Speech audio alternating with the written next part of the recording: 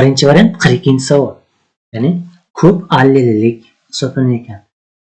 A-ni qo'ng'ir, kichik A1 qizil, kichik A2 oq rang. Katta A kichik A1 ga, kichik A1 kichkina A2 ga nisbatan dominant belgi hisoblanadi. Katta B bir tekisni, kichkina B1 to'q rangli dog'ni, kichkina B2 esa bir necha qator to'q rang dog'ni bildiradi. Katta B kichik B1 ga, kichik B1 esa kichik B2 ga nisbatan dominant belgi hisoblanadi. Xo'sh, birinchi qiladigan ishimiz aytib qo'yibdi. Qo'ng'ir rangli bir necha qator to'q chiziqqa ega bo'lgan mollyuska, qo'ng'ir rangli katta bir necha qator to'q B2 deyapti. Ikkalasi ham autoson birikkan gen bo'lsin deyapti. Demak, mana shu bo'lgan mollyuska oq rangli to'q dog', oq rangli to'q dog' degan B. Xo'sh, A2 bilan to'q rangli dog' bilan B1 bilan chatishganda bundan bitta organizm kelib chiqadi. Demak, mana shu F1 organizm bo'lsa, o'sha F1 organizmni tahliliy chatishtirishimiz kerak bo'ladi, ya'ni gomozigota resessivlar bilan. Bundan bitta organizm bizda 100% bo'lsa 30% Krasingova degan Morganedi degan katta A bilan B1, kichkina A2 bilan B2 chiqadi. Bundan A2 B2 chiqadi. Demak, 4 ta organizm olingan. Ikkita mana belgisi bor. Krasingover, bu ikkalasi Krasingover emas. 30 edi.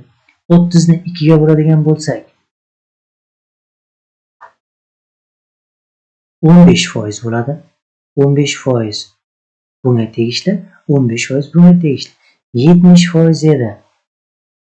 2 ga bo'lsak 35% dan 35% bunga tegishli, 35% bunga tegishli. Endi yozib oldik bularni. Xo'sh, endi javobga qaraymiz.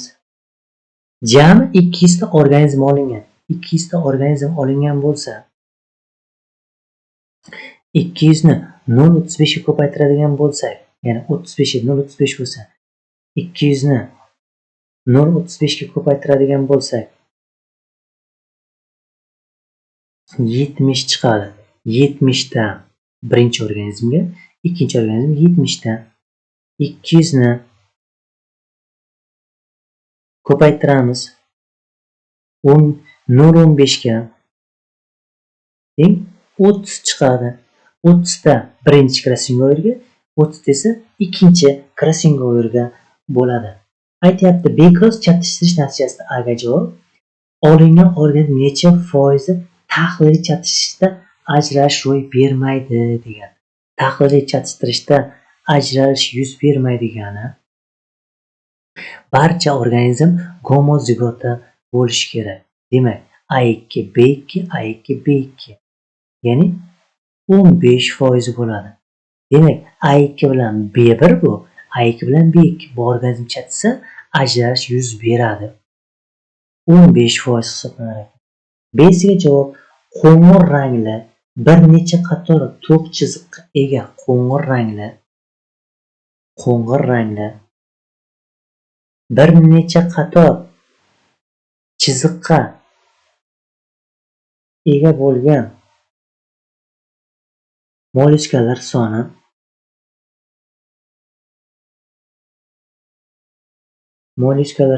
degan qo'ng'ir rangli to'q dog'larga nisbatan nechtaga farq qiladi deyapti.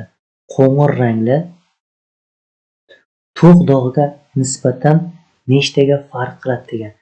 A B2 bo'lsa 70 ta bo'lsa, A bilan B1 30 ta ekan. Ayirsak 40 ta bo'ladi. B ga javob 40 bo'ladi. C qo'ng'ir rangli to'q dog'larga ega organizm soni nechta? Qo'ng'ir rangli to'q dog'lar soni nechta degan ekan. Mana aka, qo'ng'ir rangli to'q dog'. Bu to'q dog' Bu ham to'q rangli dog' deyapti. Bir necha qator. B1. Ya'ni 30 ta bo'lyapti. Keyingisiga javob bir necha qator to'q chiziqlar. Bir necha qator to'q chiziqqa ega oladi necha foizi oq rangli deyapti. Demiz. O'zi bir necha qator to'q chiziq topib oladigan bo'lsak, B2 bo'ladigani. B2miz manaki 70 ta. Mana. Va 30 ta qo'shsa 100 bo'ladi. 100imiz 100% bo'lsa, shuning nechasi oq deyapti? A2 deyapti. A2miz 30 tasi bo'ladi. 30% bo'ladi D'siga javob. E'siga javob. Fenotip guruhlar soni nechta? Fenotip guruhlar soni har bittasi bor degani, ya'ni 4 xil degani.